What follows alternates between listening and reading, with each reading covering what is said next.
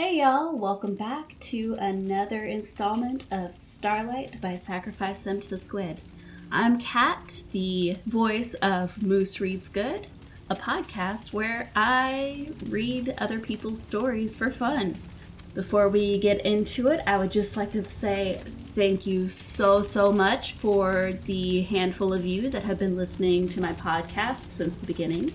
I really appreciate you, and I hope to see you again on the next episode. So, without further ado, let's get into Starlight, Chapter 6, by Sacrifice Them to the Squid.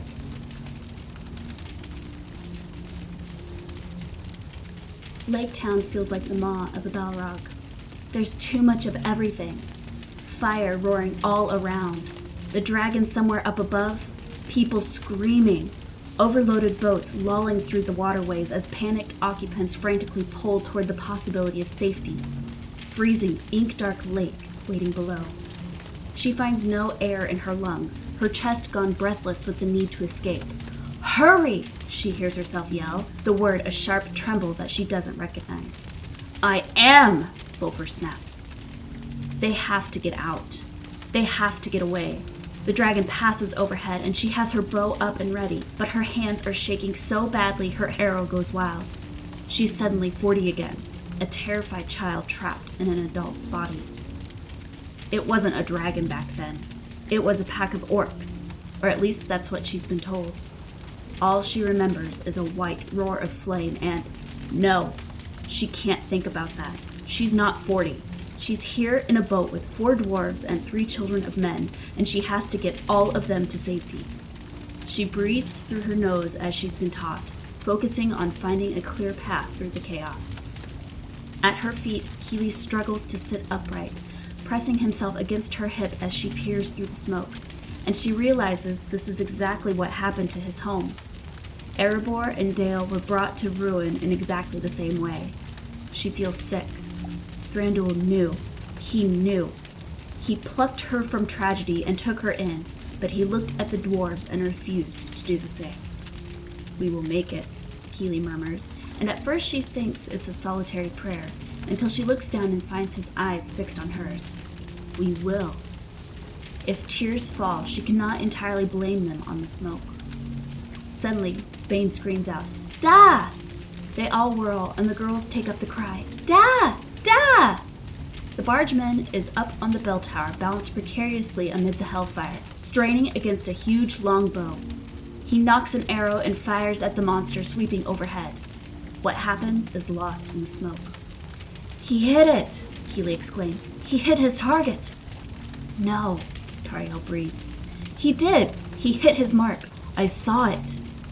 "His arrows cannot pierce its hide," she snaps. Bard should be fleeing. They all should flee. Dragon scale is all but impervious. A few wooden arrows would barely leave a scratch. There's a beat of silence, and then Bane is soaring up on a wayward winch. The boat erupts, the dwarves frantically grabbing at empty air and the girls screaming his name. "Leave him!" She doesn't recognize her own voice. "We cannot go back." They told her that once. They were stronger than she was. She doesn't remember their faces. She only remembers being bodily carried, kicking and howling, away from flames that seemed to swallow the entire world. She doesn't remember much after that. These things are true. The dragon is dead. Tariel guided the boat to open water, and none of them perished. Somehow, the sun rises. The first blush of dawn is a blur of survivors and turmoil. She finds herself going back again and again into the icy lake, sodden up to her knees as she drags the living to shore. She's about to plunge back in when Sigrid grabs her arm. "We can't find Da," she says, her voice shaking. "He's not here." Tariel stares for a moment, cold and memory clouding her brain, until Tilda quavers, "Can you help us find him?" So she follows the girls around the shore, scanning the disheveled and sobbing knots of people as the girls scream for their father.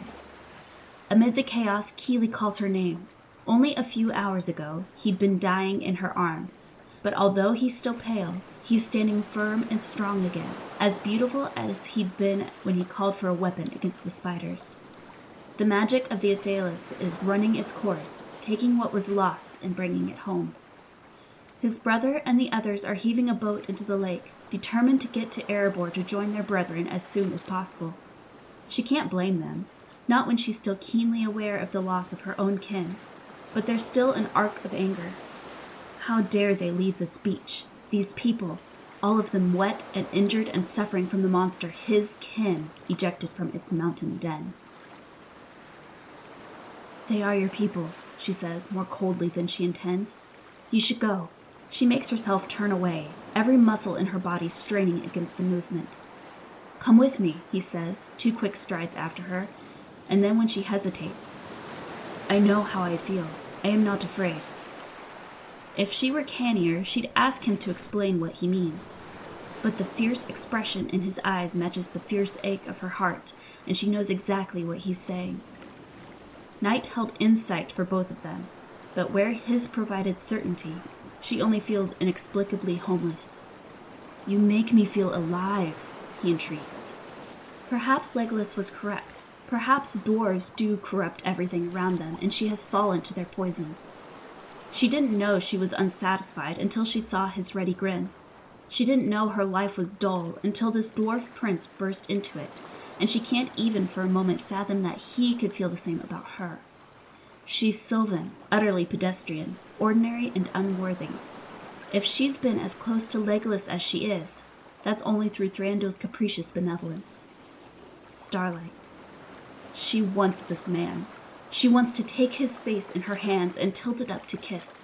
She wants to know what his arms feel like around her. She wants to tuck him against her in the cold night as the stars slide slowly overhead.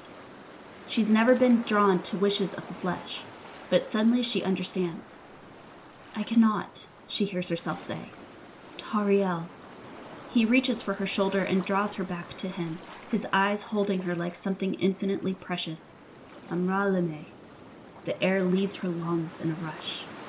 "I don't know what that means." He smiles, a sweet, warm expression that she wants to drown in. "I think you do." She can claim ignorance, but the word is spoken so softly, so gently, like a supplication or a prayer.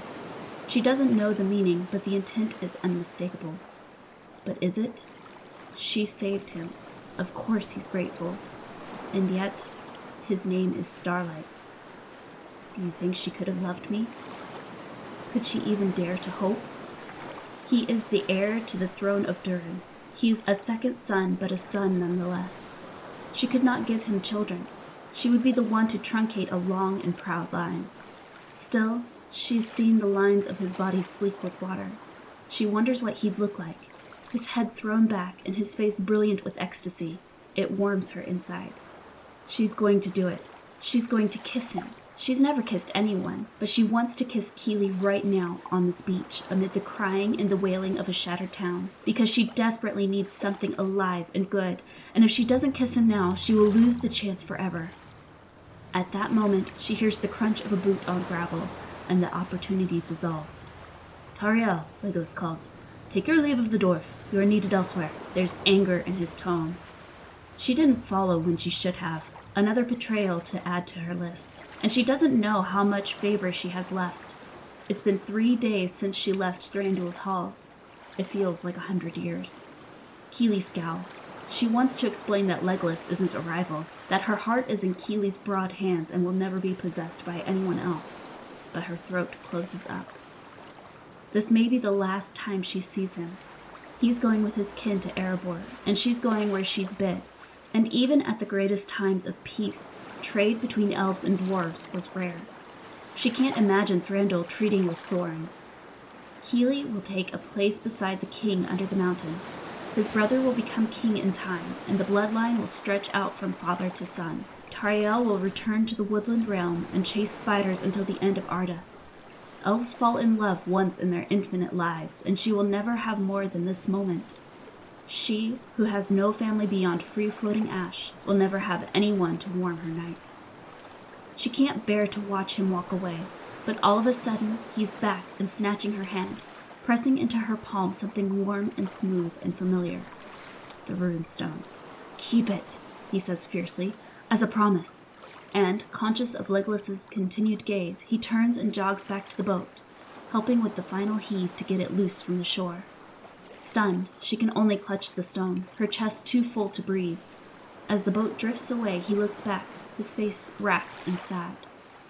This isn't the mother's reckless son, the lazy grin behind the bars of a cell. This is the tight, worried face of someone just barely alive, someone carrying a new and fresh grief. Do you think she could have loved me? Tears spark in her eyes. It's so unfair. She loves this man more desperately than her own heartbeat, and his runestone is in her hand, and now he's floating away from her, unable to tear his eyes from hers. He's making a promise to her, a promise as pure as starlight. Tauriel, Legolas says quietly. She swallows, composing herself, and tucks the runestone in a pocket, and turns to follow her prince.